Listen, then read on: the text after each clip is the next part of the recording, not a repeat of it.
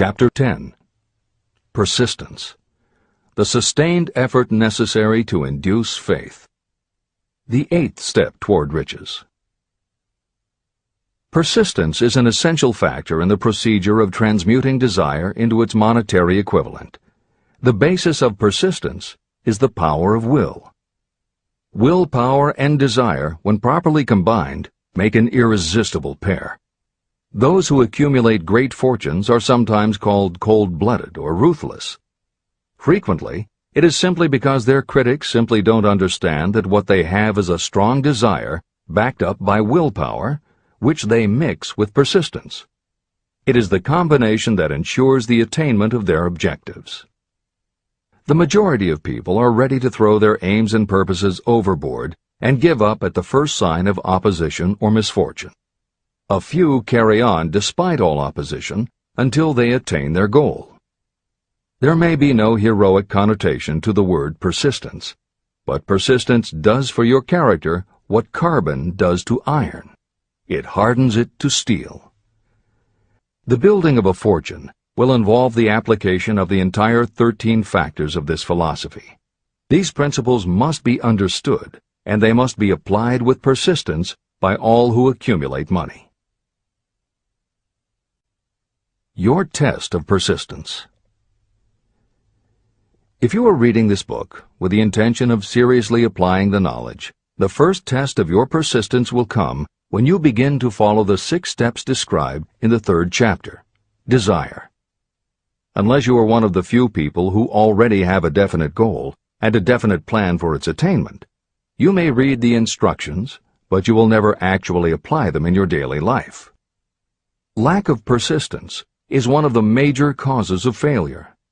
Moreover, my experience with thousands of people has proved that lack of persistence is a weakness common to the majority of people. However, it is a weakness that may be overcome by effort.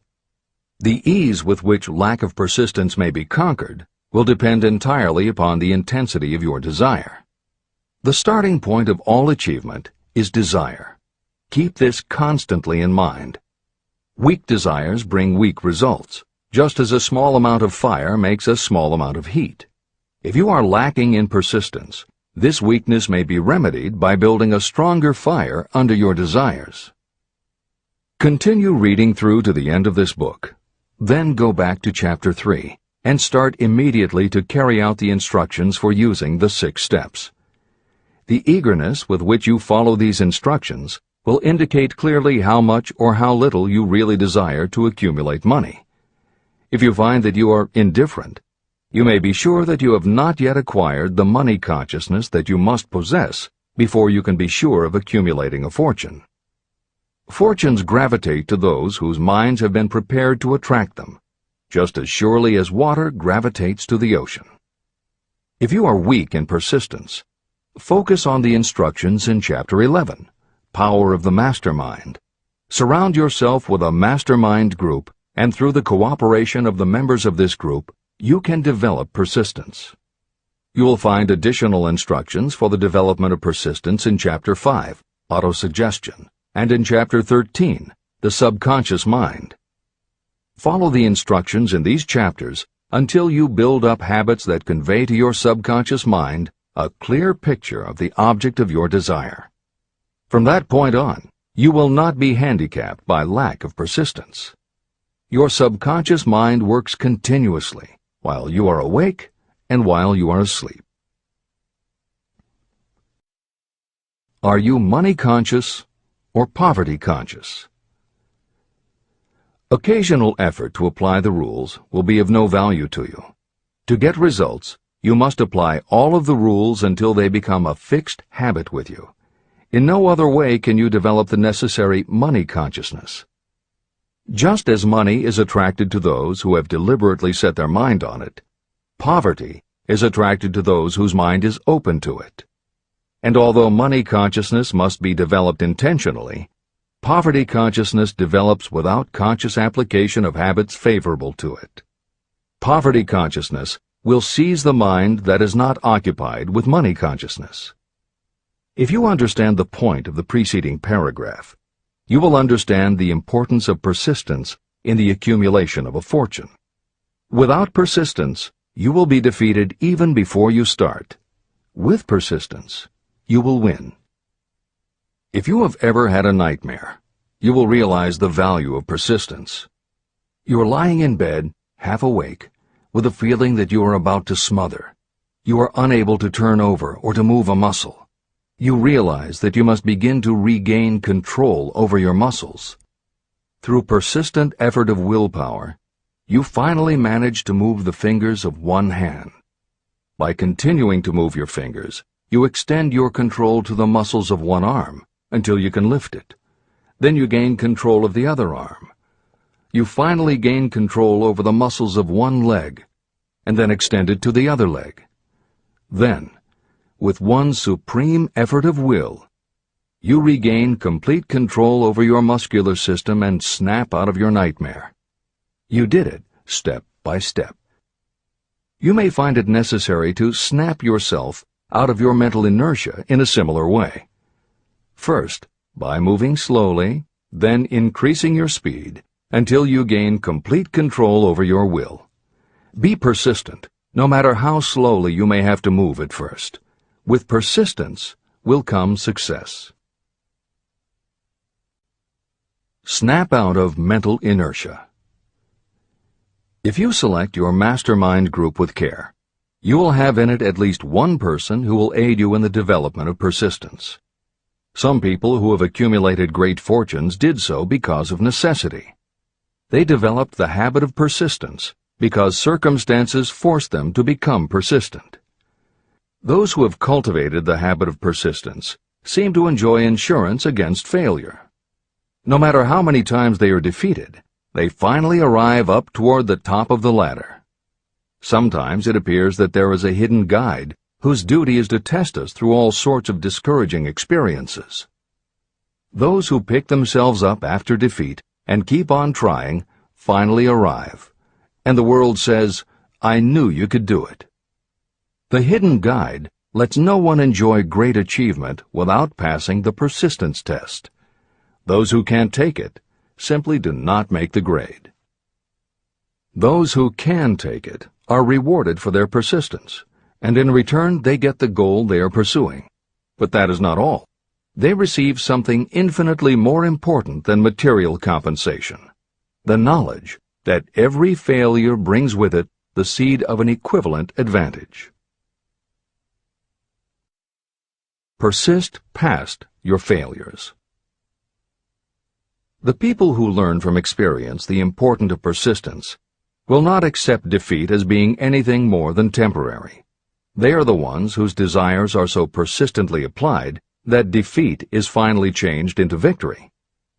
We see that an overwhelmingly large number of people go down in defeat, never to rise again.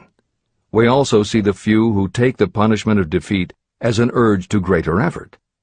But what we do not see, what most of us never suspect of existing, is the silent but irresistible power that comes to the rescue of those who fight on in the face of discouragement. If we speak of this power at all, we call it persistence and let it go at that. One thing is sure: if you do not have persistence, you will not achieve noteworthy success in any calling. As I'm writing these lines, I can look out the window and see, less than a block away, the great mysterious Broadway, the graveyard of dead hopes and the front porch of opportunity.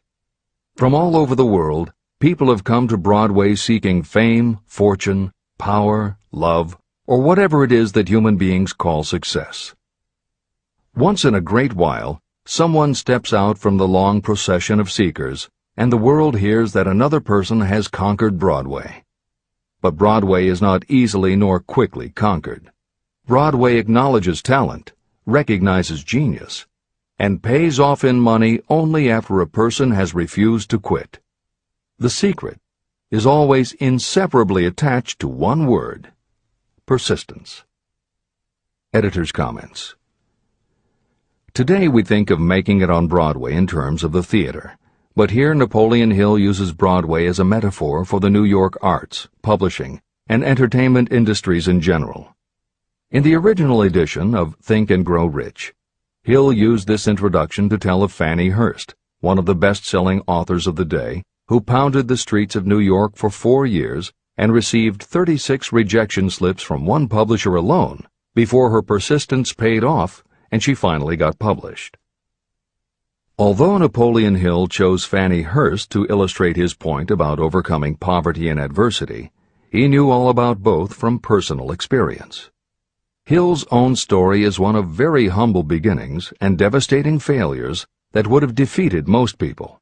It was only through his extraordinary persistence that the original edition of the book you hold in your hands was published. And for that reason, the editors of this edition have included this brief biography of Napoleon Hill. The following is adapted from A Lifetime of Riches, the biography of Napoleon Hill, written by Michael J. Ritt Jr. and Kirk Landers, and also draws upon Napoleon Hill's first bestseller, his 4-volume masterwork, Law of Success. In it, Hill told of the 7 turning points in his own life, and those excerpts told in his words are told in the first person. Born into poverty in the backwoods of Virginia, young Nap, as he was called, was the local gun-toting troublemaker. He would probably have ended up a criminal had his widowed father not met and married Martha Ramey Banner. Nap's new stepmother set out to change the family's mountain ways, and she started by trading Napoleon a typewriter for his 6-shooter pistol. She told him, "If you become as good with a typewriter as you are with that gun, you may become rich and famous and known throughout the world." Her faith and encouragement turned young Nap around, and by the age of 15, he was submitting stories to the local newspapers and doing everything he could to get himself out of his meager circumstance. After completing high school and 1 year at a business college, he wrote an audacious letter to Rufus Ayers, one of the most powerful men in the coal industry. Hill wrote to apply for a job, but he said that he didn't want a salary. In fact, he said he would pay Ayers. Hill proposed that Ayers could charge him whatever he wanted on a monthly basis, but if at the end of 3 months Hill had proved his worth, he then would expect Ayers to pay him a salary of the same monthly amount. Ayers admired Hill's style and hired him, with pay. First turning point. After finishing a course at a business college, I took a job as stenographer and bookkeeper. As a result of having practiced the habit of performing more work and better work than that for which I was paid, I advanced rapidly until I was assuming responsibilities and receiving a salary far out of proportion to my age. Hill also proved to be so trustworthy and honest that Ayers promoted him to replace the manager, making this 19-year-old the youngest manager of a mine and in charge of 350 men. Then fate reached out and gave me a gentle nudge. My employer lost his fortune, and I lost my position. This was my first real defeat, and even though it came about as a result of causes beyond my control, I didn't learn a lesson from it until many years later. Second turning point. My next position was that of sales manager for a large lumber manufacturer in the South. My advancement was rapid, and I did so well that my employer took me into partnership with him. We began to make money, and I began to see myself on top of the world again. Like a stroke of lightning out of a clear sky, the 1907 panic swept down, and overnight it rendered me an enduring service by destroying our business and relieving me of every dollar that I had. Editor's comment. The panic Hill refers to began in the summer of 1907, when a number of banks and stock brokerages declared bankruptcy. Word spread to the general public, and it created a run on the banks as depositors lined up to demand that they be given the money they had on deposit. Banks called in loans to meet the demand for cash, but those borrowers couldn't find buyers for their goods or property, so they couldn't pay back their loans.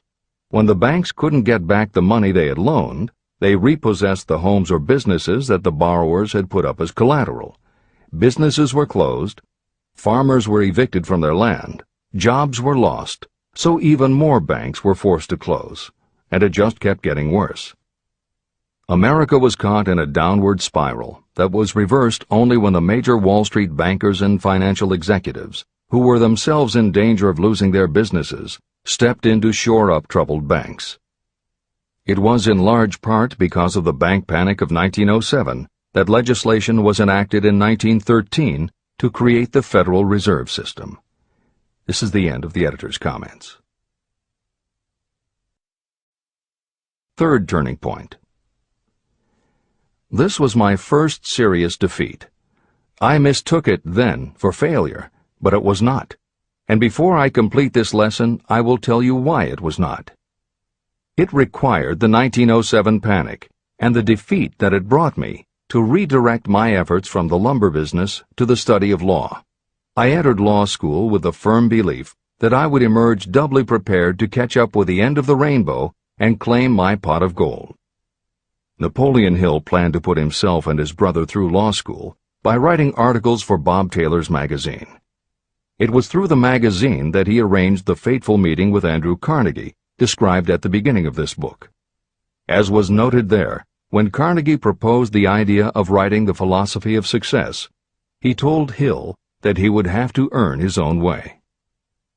I attended law school at night and worked as an automobile salesman during the day. Because of the job, I saw the need for trained automobile mechanics. I opened an educational department in the manufacturing plant and began to train ordinary machinists in automobile assembly and repair work. The school prospered, paying me over $1,000 a month in net profits. My banker knew that I was prospering, therefore he loaned me money with which to expand. A peculiar trait of bankers is that they will loan us money without any hesitation when we are prosperous. My banker loaned me money until I was hopelessly in his debt. Then he took over my business as calmly as if it had belonged to him, which it did. From an income of more than $1,000 a month, I was suddenly reduced to poverty. For the third time, Hill had experienced defeat, but he was not beaten. He got another job, and all the while continued to work on the Carnegie Project. Fourth turning point, 1912. Because my wife's family had influence, I secured the appointment as assistant to the chief counsel for one of the largest coal companies in the world. I was among friends and relatives, and I had a position that I could keep for as long as I wished without exerting myself. What more did I need? Nothing, I was beginning to say to myself. Then, without consultation with my friends and without warning, I resigned. This was the first turning point that was of my own selection. It was not forced upon me. I quit that position because the work was too easy and I was performing it with too little effort. This move proved to be the next most important turning point of my life, although it was followed by 10 years of effort that brought almost every conceivable grief the human heart can experience. I selected Chicago as my new field of endeavor. I made up my mind that if I could gain recognition in Chicago, in any honorable sort of work, it would prove that I had something that might be developed into real ability. Fifth turning point. My first position in Chicago was that of advertising manager for a large correspondence school. I did so well that the president of the school induced me to resign my position and go into the candy manufacturing business with him. We organized the Betsy Ross Candy Company, and I became its first president. The business grew rapidly, and soon we had a chain of stores in 18 different cities. They did so well, in fact, Hill's partners decided they wanted to take over the business. They had Hill arrested on a false charge, and then offered to withdraw the charge if he would turn over to them his interest in the business. Outraged at the suggestion, Hill refused. When the case went to court, his partners failed to appear for the hearing. Hill sued them for malicious damage to his character. The judge's ruling completely vindicated Hill and allowed him the option to have his partners thrown in jail. Being arrested seemed at the time a terrible disgrace, even though the charge was false.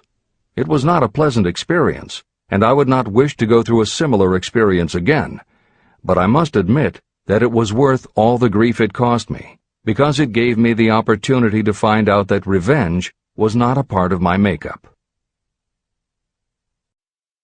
Sixth turning point. This turning point came shortly after my dreams of success in the candy business had been shattered, when I turned my efforts to teaching advertising and salesmanship as a department of one of the colleges in the Midwest. My school prospered from the very beginning. I had a resident class and also a correspondence school through which I was teaching students in nearly every English-speaking country. It was 1917, and in April of that year, President Woodrow Wilson declared the United States would enter the war against Germany. Hill contacted the president, who he had previously met through Andrew Carnegie, and offered his services to help the war effort. Hill was given the position of creating public relations materials and helping to sell war bonds. When not operating his school, he threw himself into his war work, for which he insisted that he be paid only $1 a year. Then came the second military draft, and it practically destroyed my school, as it caught most of those who were enrolled as students. At one stroke, I charged off more than $75,000 in tuition fees. Once more, I was penniless. Despite the fact that Hill had to scrape just to get by, he continued to work for President Wilson and continued to refuse to take any compensation. Though Hill had a family to support, and the ridicule of his relatives put a tremendous strain on relations, he also continued to work on the Carnegie Project. Hill later said, "Believe me, there were times when between the needling of my relatives and the hardships I endured, it was not easy to maintain a positive mental attitude and persevere. Sometimes in barren hotel rooms, I almost believed my family was right. The thing that kept me going was my conviction that one day I would not only successfully complete my work, but also be proud of myself when it was finished." Seventh turning point. To describe the seventh of the turning points in my life, I must go back to November 11th, 1918. Armistice Day, the end of the World War. The war had left me without a penny, as I have already said, but I was happy to know that the slaughter had ceased and reason was about to reclaim civilization. The time had come for another turning point. I sat down at my typewriter, and to my astonishment, my hands began to play a tune on the keyboard. I had never written so rapidly or so easily before. I did not plan or think about what I was writing. I just wrote whatever came into my mind. What Hill wrote was a long essay in which he described a new idealism based on the golden rule that he thought could emerge from the war. He declared that he would help spread the word, and promised that somehow he was going to find the money to launch a new magazine to be called Hill's Golden Rule. He took his essay to George Williams, a Chicago printer he had met while working at the White House, and by early January of 1919, Hill's Golden Rule magazine was on the newsstands. The first issue was 48 pages. In the beginning, with no money to pay anyone else, Hill wrote and edited every word himself, changing his writing style for each article as well as using a variety of pen names. Additional staff was hired later, which soon led to problems on the inside and on the outside, and Williams attempted to buy out Hill's share of the business. But when Hill realized that one stipulation of the buyout prevented him from any involvement in a competing publication, in October of 1920, he simply left. By April of 1921, he had raised the money for a new publication, Napoleon Hill's magazine, the foundation of which was again the Golden Rule. But it also expanded into presenting many of the principles of success that would become the basis of Hill's later books. The magazine's acceptance and success also led to Hill's success as a speaker and motivator, which led to even greater success for the magazine. At the same time, Napoleon Hill was working with one of the inmates of a penitentiary to develop a correspondence course, which he took to the prisons to encourage prisoner rehabilitation. Most everything Hill did during this time was successful, and the success of the prison program was significant. But the greed of two members of the board of directors, one of whom was the prison chaplain, eventually led in 1923 to the demise of not only the educational rehabilitation programs, but also the magazine and numerous other successful offshoot ventures. The bleak irony, as Michael Ritt notes in A Lifetime of Riches, was that few enterprises in the 1920s could have been more idealistic or humanitarian in concept, Yet in seeking to stir goodness in men's souls, these enterprises had stirred mean-spirited men to a bloodlust that destroyed everything. Without his magazine, Hill went back to teaching and lecturing, which led to an introduction to a crusading newspaper publisher, Don Mellett, who offered to help Hill publish the results of his work on the Carnegie Project.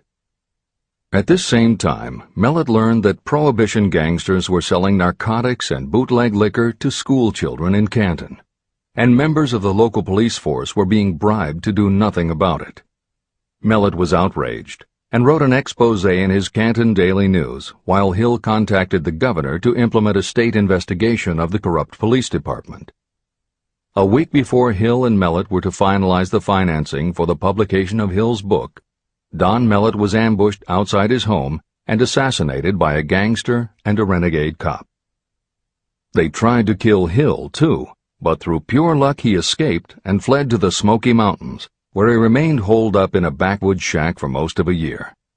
Destitute and in fear for his life, he lapsed into a state of deep depression. Then, in one extraordinary night of self-analysis, he willed himself out of his depression and resolved to finish the challenge Carnegie had posed almost 20 years earlier. Hill went to Philadelphia, convinced a publisher to put up the money, then worked night and day for almost 4 months to finish the manuscript. In March of 1928, Hill published the results of his efforts, a multi-volume masterwork entitled Law of Success.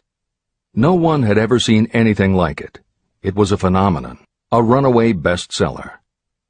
A little over a year later, while Hill was finally enjoying the fruits of his long labors, the stock market crash of '29 hit. The bottom fell out of everything, including the market for books. Though he never gave up on his vision, like the rest of America, Hill struggled through the Depression. He lectured, he wrote, and he taught in every way he could, but it was very hard to preach personal achievement to a country that had lost faith in itself.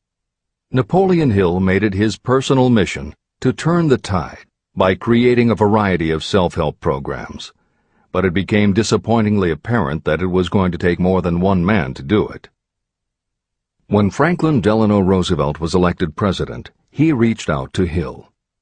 Though Napoleon Hill was an avowed capitalist, he believed enough in the ultimate goal of FDR's policies that he committed himself to helping the new administration.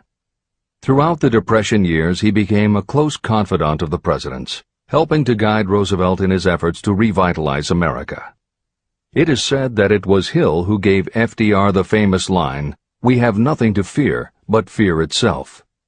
And though Hill was dead broke, just as he had done for President Wilson, he refused to accept more than $1 a year for his efforts. In 1937, as America was finally beginning to see glimmerings of hope that the Great Depression might end, Hill convinced his publisher that America now needed a book to help shake off the mental and emotional stigma of those terrible times. He was right. They released Think and Grow Rich to such resounding success that it sold well over 1 million copies even before the Depression ended. At this writing, it has sold more than 60 million copies worldwide, and to this day it still sells more than 1 million copies a year in its various editions. Take your own persistence inventory. Persistence is a state of mind. Therefore, it can be cultivated. Like all states of mind, persistence is based upon definite causes, among them these. Definiteness of purpose. Knowing what you want is the first and most important step toward the development of persistence. A strong motive will force you to surmount difficulties. Desire. It is comparatively easy to acquire and maintain persistence in pursuing the object of intense desire. Self-reliance. Belief in your ability to carry out a plan encourages you to follow the plan through with persistence. Self-reliance can be developed through the principle described in Chapter 5, Autosuggestion. Definiteness of plans. Organized plans, even ones that may be weak or impractical, encourage persistence. Accurate knowledge. Knowing that your plans are sound, based upon experience or observation, encourages persistence. Guessing, instead of knowing, destroys persistence. Cooperation. Sympathy, understanding, and cooperation with others tend to develop persistence. Willpower. The habit of concentrating your thoughts on making plans to attain your definite purpose leads to persistence. Habit. Persistence is the direct result of habit. The mind absorbs and becomes a part of the daily experiences upon which it feeds. Fear, the worst of all enemies, can be overcome by forcing yourself to perform and repeat acts of courage. Everyone who has seen active service in war knows this. Take inventory of yourself and determine what you are lacking in this essential quality of persistence. Measure yourself point by point and see how many of the previous 8 factors of persistence you lack. The analysis may lead to discoveries that will give you a new understanding of yourself and what you need to get ahead. The following is a list of the real enemies that stand between you and achievement. These are not only the symptoms indicating weakness of persistence, but also the deeply seated subconscious causes of this weakness. Study the list carefully, and face yourself squarely if you really wish to know who you are and what you are capable of doing. These are the weaknesses that must be mastered by anyone who really wants to accumulate riches. 1. Failure to recognize and to define clearly exactly what you want. 2. Procrastination, with or without cause, usually backed up with a long list of alibis and excuses. 3. Lack of interest in acquiring specialized knowledge. 4. Indecision, and the habit of passing the buck instead of facing issues squarely, also backed by alibis and excuses. 5. The habit of relying upon excuses instead of making definite plans to solve your problems. 6. Self-satisfaction. There is little remedy for this, and no hope for those who suffer from it. 7. Indifference, usually reflected in your readiness to compromise rather than meet opposition and fight it. 8. The habit of blaming others for your mistakes and accepting circumstances as being unavoidable. 9. Weakness of desire because you neglected to choose motives that will push you to take action. 10. Willingness to quit at the first sign of defeat, based upon one or more of the 6 basic fears. 11. Lack of organized plans that you have written out so they can be analyzed. 12. The habit of neglecting to act on ideas or to grasp opportunity when it presents itself. 13. Wishing instead of willing. 14. The habit of compromising with poverty instead of aiming at riches. A general lack of ambition to be, to do, or to own. 15. Searching for all the shortcuts to riches, trying to get without giving a fair equivalent, usually reflected in the habit of gambling or trying to drive unfair bargains. 16. Fear of criticism, resulting in failure to create plans and put them into action because of what other people might think, do, or say. This is one of your most dangerous enemies because it often exists in your subconscious mind and you may not even know it is there. See the 6 basic fears in the last chapter. If you fear criticism. Following is an examination of the symptoms of the fear of criticism. The majority of people permit relatives, friends, and the public at large to influence them so that they cannot live their own lives because they fear criticism. Many people make mistakes in marriage, but stay married, then go through life miserable and unhappy because they fear criticism. Anyone who has submitted to this form of fear knows the irreparable damage it does by destroying one's ambition and the desire to achieve. Millions of people neglect to go back and get an education after having left school because they fear criticism. Countless numbers of men and women permit relatives to wreck their lives in the name of family duty because they fear criticism. Duty does not require you to submit to the destruction of your personal ambitions and the right to live your own life in your own way. People refuse to take chances in business because they fear the criticism that may follow if they fail. The fear of criticism in such cases is stronger than the desire for success. Too many people refuse to set high goals for themselves because they fear the criticism of relatives and friends who may say, "Don't aim so high, people will think you're crazy." When Andrew Carnegie suggested that I devote 20 years to the organization of a philosophy of individual achievement, my first impulse was fear of what people might say. His suggestion was far greater than anything I had ever conceived for myself. My first instinct was to create excuses, all of them traceable to the fear of criticism. Something inside of me said, "You can't do it. The job is too big and requires too much time. What will your relatives think of you? How will you earn a living? No one has ever organized a philosophy of success. What right have you to believe you can do it? Who are you anyway to aim so high? Remember your humble birth. What do you know about philosophy? People will think you are crazy," and they did. "Why hasn't some other person done this before now?"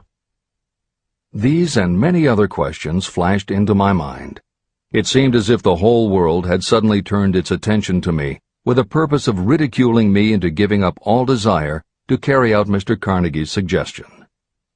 Later in life, after having analyzed thousands of people, I discovered that most ideas are stillborn. To grow, ideas need the breath of life injected into them through definite plans of immediate action. The time to nurse an idea is at the time of its birth. Every minute it lives gives it a better chance of surviving. The fear of criticism is what kills most ideas that never reach the planning and action stage. Breaks can be made to order. Many people believe that success is the result of lucky breaks. There may be something to that, but if you depend upon luck, you will almost surely be disappointed. The only break anyone can afford to rely on is a self-made break. These come through the application of persistence. The starting point is definiteness of purpose. Editor's comments. In 1999, Mark Myers, editor of one of the country's most influential self-help newsletters, Bottom Line Personal, wrote a book entitled How to Make Luck: 7 Secrets Lucky People Use to Succeed. In it, he tells of a study that was done by the psychology department at the University of Hertfordshire near London. They assembled a group of people, half of whom either thought themselves lucky or were considered to be lucky by others. The other half of the group believed they were unlucky. They were all brought to campus to watch a computerized random coin toss. Each person watched as a cartoon elf came on screen and flipped a coin. Each was asked to call heads or tails. The results of the experiment proved that the unlucky group guessed right approximately the same number of times as the lucky group. In follow-up interviews, the researchers concluded that the only difference between so-called lucky and unlucky people was that the lucky people tended to remember the good things that had happened in their lives, and those that thought they were unlucky tended to dwell on the bad things.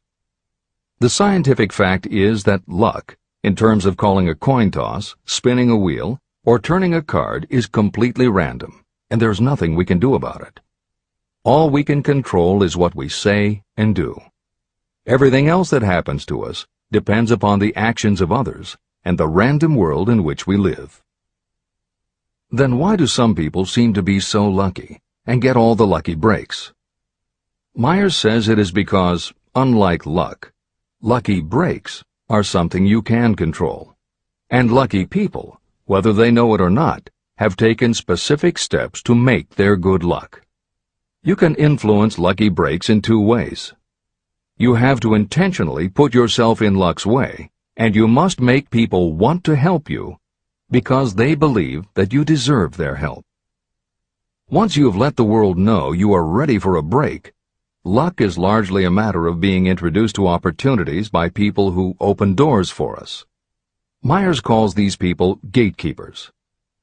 Gatekeepers offer help not only out of goodwill, but also because they hope you will help them in return when you are in a position to do so. People who are lucky Make it a point to impress their gatekeepers so that they will be the first to come to mind when opportunities arise. Your gatekeepers must believe that you deserve a break, and that it is worth it to them to give you one. One of the best ways to do that is simply to behave and act lucky. If you act like a loser, people think you are a loser. If you perceive yourself as lucky, it will be easier for others to see you that way. And if you are believed to be a lucky person, your chances of receiving lucky opportunities will increase, partly because others hope some of your luck will rub off on them. This is the biggest secret lucky people know. They know that when they seem lucky, more people want to help them. There are people waiting to make a difference in your life if you show them you are willing to make an effort and that you are enthusiastic. Mark Meyer's book is devoted to explaining ways to do that. As Hill says, the only lucky break anyone can afford to rely upon is a self-made break. These come through the application of persistence. The starting point is definiteness of purpose. This is the end of the editor's comments. If you stop the first 100 people you meet on the street and ask them what they want most in life, 98 of them would not be able to tell you. If you press them for an answer, some will say security, many will say money, a few will say happiness, and others will say fame and power. Some might tell you they want social recognition, ease in living, the ability to sing, dance, or write. But none of them will be able to give you the slightest indication of a plan by which they hope to attain these vaguely expressed wishes. Riches do not respond to wishes. They respond only to definite plans backed by definite desires through constant persistence. How to develop persistence. There are 4 simple steps that lead to the habit of persistence. They call for no great amount of intelligence, no particular amount of education, and little time or effort. These necessary steps are: 1. A definite purpose, backed by a burning desire for its fulfillment. 2. A definite plan, expressed in continuous action. 3. A mind closed tightly against all negative and discouraging influences, including negative suggestions of relatives, friends, and acquaintances. 4. A friendly alliance with one or more persons who will encourage you to follow through with both plan and purpose. These 4 steps are essential for success in all walks of life. An important purpose of the 13 principles of this philosophy is to enable you to take those 4 steps as a matter of habit. They are steps by which you may control your economic destiny. They are steps that lead to freedom and independence of thought. They are steps that lead to riches, in small or great quantities. They are steps that lead the way to power, fame, and worldly recognition.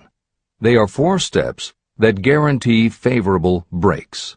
They are steps that convert dreams into physical realities. They are steps that lead also to the mastery of fear, discouragement, indifference. There is a magnificent reward for anyone who learns to take these 4 steps. It is the privilege of writing your own ticket and of making life yield whatever price is asked. How to master difficulties. What mystical power gives people of persistence the capacity to master difficulties? Does the quality of persistence set up in your mind some form of spiritual, mental, or chemical activity that gives you access to supernatural forces? Does infinite intelligence throw itself on the side of the person who still fights on when the whole world seems to be against them? These and many other similar questions were in my mind as I watched Henry Ford start from scratch and build an industrial empire with little more than persistence. Or Thomas A. Edison, who, with less than 3 months of schooling, became the world's leading inventor. He turned his persistence into sound recording and playback machines, motion picture cameras and projectors, and the incandescent light, to say nothing of 100 other useful inventions. I had the opportunity to analyze both Mr. Edison and Mr. Ford up close and personal, year by year, over a long period of time, So I speak from actual knowledge when I say that I found no quality except persistence in either of them that even remotely suggested the major source of their stupendous achievements. If you make an impartial study of the prophets, philosophers, and religious leaders of the past, you will come to the inevitable conclusion that persistence, concentration of effort, and definiteness of purpose were the major sources of their achievements. Consider, for example, the fascinating story of Muhammad. Analyze his life. Compare him with men of achievement in this modern age of industry and finance, and observe how they all have one outstanding trait in common: persistence. If you want to understand more about the power of persistence and how it works, I strongly suggest that you read a biography of Muhammad. Editor's comments. At the beginning of the 21st century, there was an increased interest in Islam due to the attacks on the World Trade Center and the subsequent War on Terror. Consequently, the modern reader will have no difficulty finding a number of very good books about Muhammad. At the time that Hill was writing the first edition of Think and Grow Rich, one of the best biographies of Muhammad was written by Esad Bey, who was born in Baku, Azerbaijan, the son of a Jewish businessman named Nusenbaum. Later, he changed his name when he converted to Islam. During the Russian Revolution, he fled his home for Berlin, where he lived until the rise of Hitler again forced him to move, first to Austria and then finally to Italy. It is believed by some that this man, known as Esad Bey, also wrote under another pen name, Kurban Said, and was in fact the author of the acclaimed Azerbaijani novel, Ali and Nino. That Napoleon Hill was very impressed with this particular biography of Muhammad is clear from his recommendation, which follows. I strongly suggest that you read a biography of Muhammad, especially the one by Esad Bey. This brief review of that book, which appeared in the Herald Tribune, will provide a preview of the rare treat in store for those who take the time to read the entire story of one of the most astounding examples of the power of persistence known to civilization. The Last Great Prophet. Reviewed by Thomas Sugru. Muhammad was a prophet, but he never performed a miracle. He was not a mystic. He had no formal schooling. He did not begin his mission until he was 40. When he announced that he was the messenger of God, bringing word of the true religion, he was ridiculed and labeled a lunatic. Children tripped him, and women threw filth upon him. He was banished from his native city, Mecca, and his followers were stripped of their worldly goods and sent into the desert after him. When he had been preaching 10 years, he had nothing to show for it but banishment, poverty, and ridicule. Yet before another 10 years had passed, he was dictator of all Arabia, ruler of Mecca, and the head of a new world religion which was to sweep to the Danube and the Pyrenees before exhausting the impetus he gave it. That impetus was threefold: the power of words, the efficacy of prayer, and man's kinship with God. His career never made sense. Muhammad was born to impoverished members of a leading family of Mecca. Because Mecca, the crossroads of the world, home of the magic stone called the Kaaba, great city of trade and the center of trade routes, was unsanitary, its children were sent to be raised in the desert by Bedouins. Muhammad was thus nurtured, drawing strength and health from the milk of nomad, vicarious mothers. He tended sheep and soon hired out to a rich widow as leader of her caravans. He traveled to all parts of the Eastern world, talked with many men of diverse beliefs, and observed the decline of Christianity into warring sects. When he was 28, Khadijah, the widow, looked upon him with favor and married him. Her father would have objected to such a marriage, so she got him drunk and held him up while he gave the paternal blessing. For the next 12 years, Muhammad lived as a rich and respected and very shrewd trader. Then he took to wandering in the desert. And one day he returned with the first verse of the Koran and told Khadijah that the archangel Gabriel had appeared to him and said that he was to be the messenger of God. The Koran, the revealed word of God, was the closest thing to a miracle in Muhammad's life. He had not been a poet. He had no gift of words. Yet the verses of the Koran, as he received them and recited them to the faithful, were better than any verses which the professional poets of the tribes could produce. This, to the Arabs, was a miracle. To them, the gift of words was the greatest gift. The poet was all-powerful. In addition, the Koran said that all men were equal before God, that the world should be a democratic state, Islam. It was this political heresy, plus Muhammad's desire to destroy all the 360 idols in the courtyard of the Kaaba, which brought about his banishment. The idols brought the desert tribes to Mecca, and that meant trade. So the businessmen of Mecca, the capitalists, of which he had been one, set upon Muhammad. Then he retreated to the desert and demanded sovereignty over the world. The rise of Islam began. Out of the desert came a flame which would not be extinguished. A democratic army, fighting as a unit and prepared to die without wincing. Muhammad had invited the Jews and Christians to join him, for he was not building a new religion. He was calling all who believed in one God to join in a single faith. If the Jews and Christians had accepted his invitation, Islam would have conquered the world. They didn't. They would not even accept Muhammad's innovation of humane warfare. When the armies of the Prophet entered Jerusalem, not a single person was killed because of his faith. When the Crusaders entered the city, centuries later, not a Muslim man, woman, or child was spared. But the Christians did accept one Muslim idea, the place of learning, the university.